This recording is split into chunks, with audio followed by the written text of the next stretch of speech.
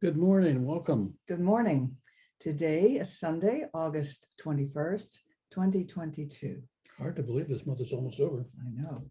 And our topic today is walk softly on the earth. Right. We're honoring the earth today. And so I'm going to begin, excuse me, instead of the readings from 365 that I usually do by Ernest Holmes, I'm reading some selections from three different books or writings that he wrote. And the first one, Ernest Holmes said, when we use the word God or spirit, we do not mean a tribal God, but the supreme mind and power back of all created form. The intelligence which responds to us, the intelligence which rises through the mineral, vegetable, and animal kingdoms and blossoms in the human mind as it approaches the conscious recognition that it is one with this oversoul. In another writing, The Basic Ideas of the Science of Mind, he says, consciousness sleeps in mineral life, dreams in plant life, awakens in animal life, and comes to self-consciousness in man. So he honors all of the life forms on earth. And a third reading, he says, in The Science of Mind, love is an essence, an atmosphere, which defies analysis, as does life itself. It is that which is and cannot be explained. It is common to all people, to all animal life, and evident in the response of plants to those who love them. Love reigns supreme over all. And so, as we take those words of wisdom, and I know I'm reminded of when I first left my life of agnosticism, believing there was no God, and opening to this idea that we're all one with God, including the plants and animals and everything that is, even including this thing that we call Earth, is also known as Gaia, as a living being, and not just dirt and inanimate substance, but a living being. And in South America, the Indians, the Incans, and I believe the Mayans as well, refer to Earth as Mama Pacha. And I always love that, Mama Pacha. It's like Earth, our Mother Earth, basically. So we're honoring that we are a part of it, and what it can do to and for us, and not just as commodities, but as healing essence. Yeah, I think, well, this has been a different kind of week for both of us, a difficult week in many ways. And I think it's a week where we've been taking a closer look at how we are here on in the world, because it became very clear to us one more time that we're not going to be here in this world forever. And when you start looking at that we're all terminal, in the sense that we are all going to pass from this period of time into the next, you begin thinking, how am I taking, what kind of steps am I taking? How am I walking on this planet?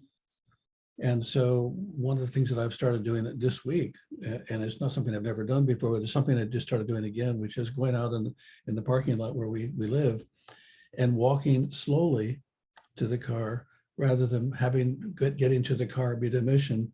The mission is to take in everything going on around me on the way to the car, to make traveling that short distance from where our condo parking lot to my car an event worthy of my attention and worthy of my intention and worthy of my being.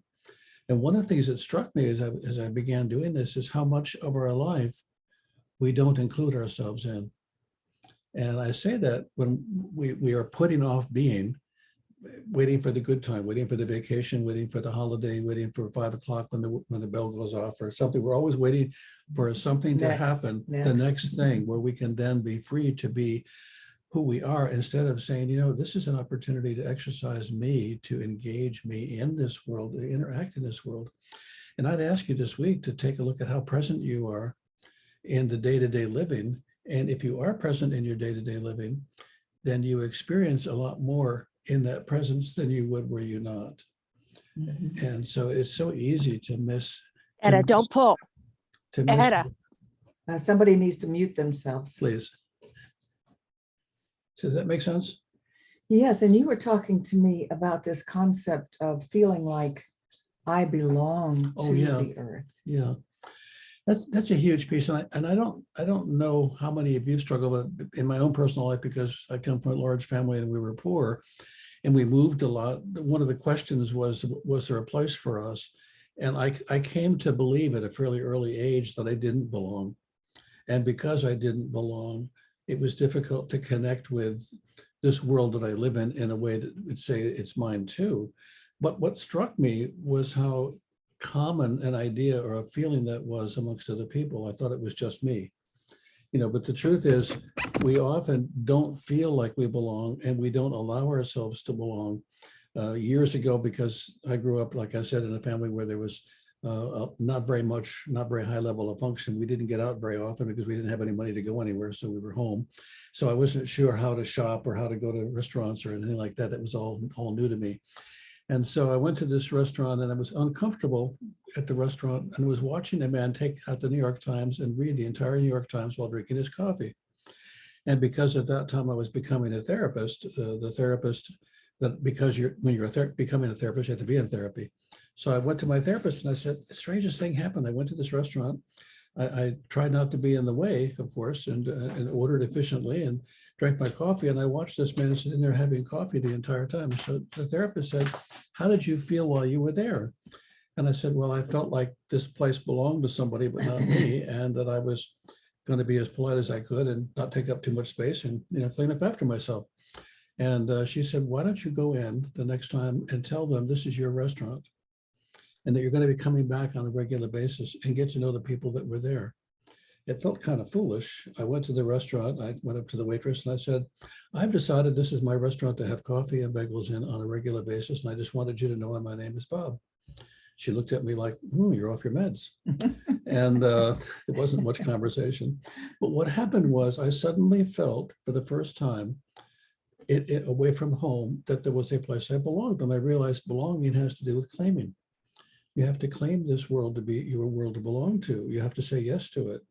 And so, and it's not just me. We had something that was in the parking lot and I was walking by it on my way to the car and somebody else was walking in the same parking lot and it's their parking lot and they picked it up and threw it away.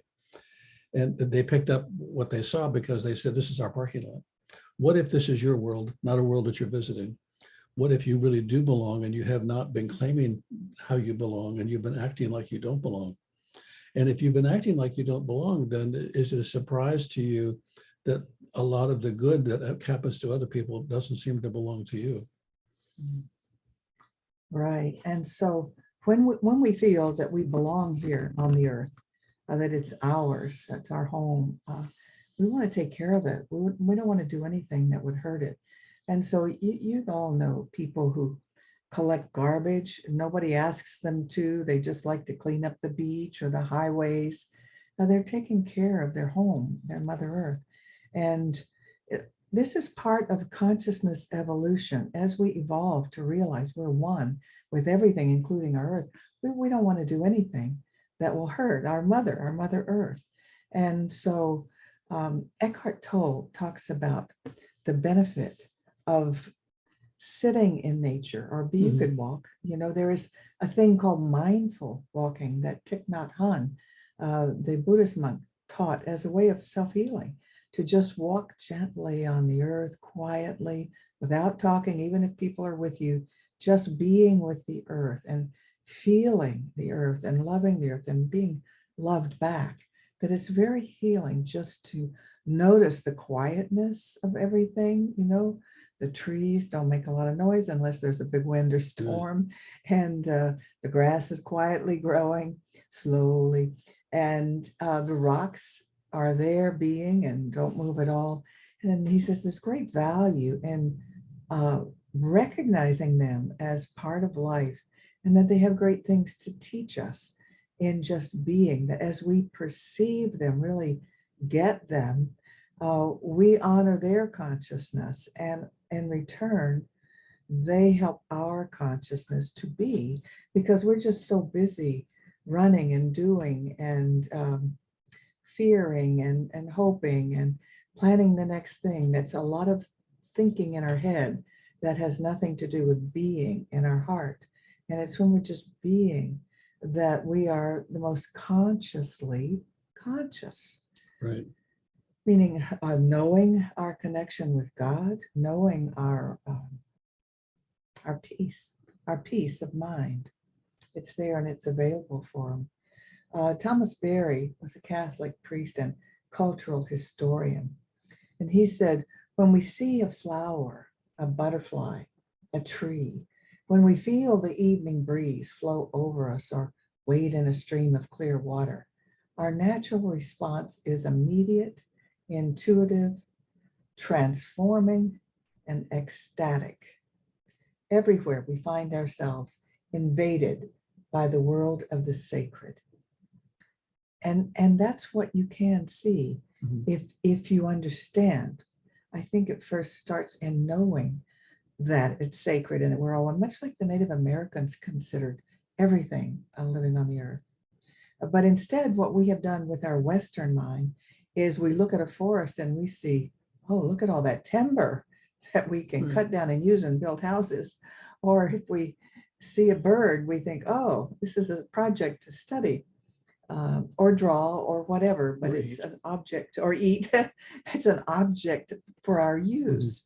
And instead, when we can look at it and honor it just for what it is, I think the closest we've come to that are the huge trees in California, the redwood trees, the giant redwoods that are older than 2,000 years old. I think we are just so in awe that anything could live that long and be that big. Although a lot of people did want to cut those down and did and use them for lumber. But that has stopped now. So the shift we would want to make if we could, and many of you, myself included, are able to make this shift fairly regularly, but we have to keep making the shift. It isn't a shift you make and then it's done. The shift we're making from I need to get to this rather to I'm in the process of being in my life. I'm actually in the process of living my life all of the time, not just part-time. Many of us, myself included, feel that life is a part-time job and the good part's going to be later. The part we're going to do what I want, or vacation or whatever. We've got to, if we were going to be enlightened, we'd have to wake up to the reality that enlightenment is a day-to-day, moment-to-moment, step-by-step process, rather than an event that happens when you have time for it. And so we would give ourselves permission to be alive in the moment fully. And in that given permission, start walking and acting as if that were so, and then watching what happens. Another way of saying that is we're making space for creation to work through us. Often we don't make any space at all, and we wonder why more creation isn't taking place around and through us. Yesterday, and of course I talk about it all the time because I love animals, I happened to be outside and I had a gut feeling to go outside and look for my friend, the coyote. And I went outside and there he was. And he looked at me and I looked at him and we watched each other. And there was this wonderful sense of we knew each other, we appreciated each other. And then he jolly ran his way, the way he was running, and ignored me from that point forward. The ability to connect with that creature for me was a spiritual experience. It was a spiritual event. It was something I would have waited all day for. And so how many events like that can you have, or are those things you have to get through to get to the part you think is the good part?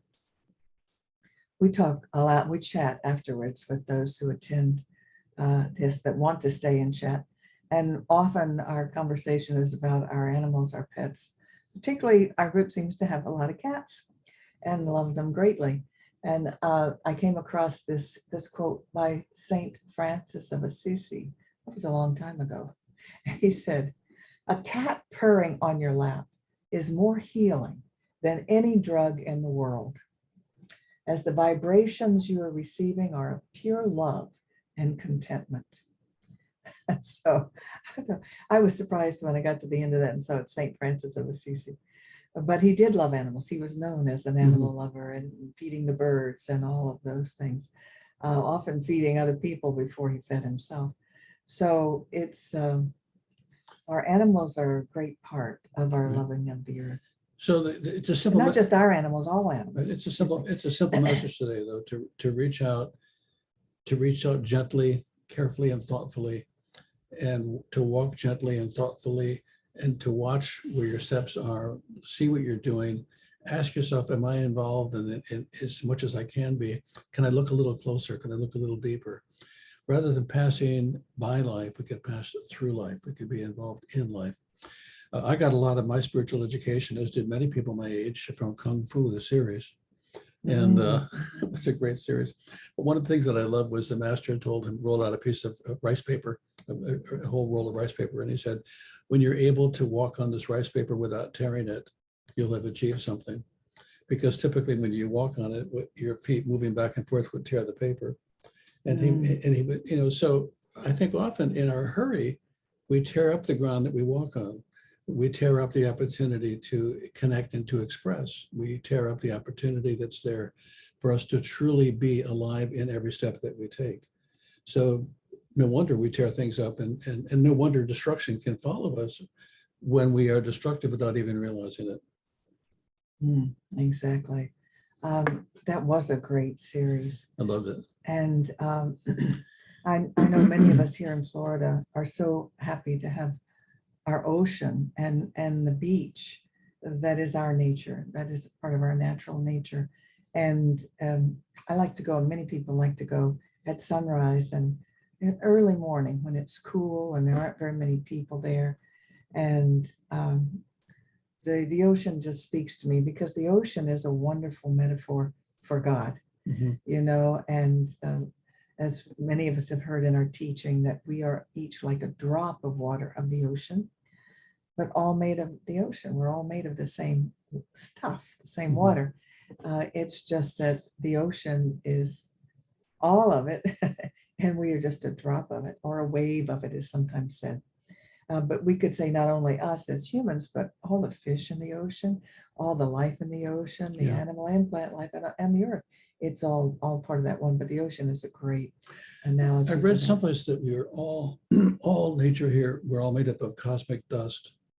And I thought that's interesting. And it was a big wake up call for me. So around the house, I've stopped dusting. Come to sweep yourself away. I'm not about to murder some life form that looks like dust, but is actually the very structure of our nature. So if any of you ever come to visit us and things seem a little dusty, we planned it that way. Yeah. So the question might be, well, what do I need to do differently with this idea? Walk slowly. Yes, walk slowly and acknowledge and honor the divine life within all of the earth. Know that you're a part of that also. It's really what I started to say is, when I first became aware of this oneness with God, suddenly when I moved from being agnostic to believing that there was a God and it was everywhere and I was part of it, I did start walking more slowly on the earth. I started loving the earth and the animals, just like greeting them as the divinity, like the namaste greeting. I greet the divinity within you. If you greet the divinity within animals too, they know it changes the way they react to you. And so we need to namaste all living parts of the earth. And as we do that and become an example of that, I believe this spreads. Our caring now, of course, it's like the 11th hour, maybe the 12th hour. And so suddenly everybody's waking up to, oh my gosh, we really do have to do something about the warming that we've caused on our earth. Maybe not the sole cause, but we're participating. And suddenly we're realizing this is no joke. So in doing what we can to correct the things we've done by considering Earth a rock to exploit and an ocean to exploit and all that, when we come to love it and honor and realize we're part of it and it is part of us, we'll do the right things, and they will invent and discover the right things to do. They already exist. So many of them already exist. It's just a matter of having the will to do it. And that is happening now out of desperation. Yeah. But I'll take desperation. It just needs to happen. Well, desperation could cause inspiration. Certainly does cause perspiration. Yeah, exactly. So Oh, and so I think we've about Mhm. done. Shall we end with a closing treatment? Right, and then we're going to play a piece of music Oh, this is different, that we yes. can all listen to and think through. But go ahead. So let's close with a closing prayer, an affirmative prayer. And I'll start, then you can Sure. jump in. So we give thanks for understanding, for knowing and feeling the presence of the one creator, the one energy of all life that we call God, we call infinite intelligence, universal love, whatever name you may call it. We know that we are one with it. We walk and have our being in this creation process. We know that as we allow ourselves to step deeply into life, life expresses itself through us. Being grateful that this is so, we say thank you. And together we say, And so it is. Oh, now what we're going to do is go to the music piece, or we're actually we're going to stop recording. Stop recording. don't want to do the screen share about supporting this ministry. Yes, please read this carefully. Our ministry is in existence because of you. If you give generously, or if you give anything at all, we appreciate it. And your generosity always makes a difference. We're going to say together. This affirmation, it's hard to read the first line. It says, my investment. So if you say with us, my investment today is made with the full realization that God is my source, is the source of my supply, and returns it to me enriched and multiplied. And so it is. And so I was pointing to the web address of our site, which is CSL, Center for Spiritual Living, cslpalmbeaches.org. And when you click on this button, ways to donate, this button pops up and shows you ways that you can support us. And we know that those who are attending with us personally, we know that you support us regularly, and we so appreciate it because you're supporting our ability to continue doing this work. And we love you. So I'm going to stop that share now. Stop the recording.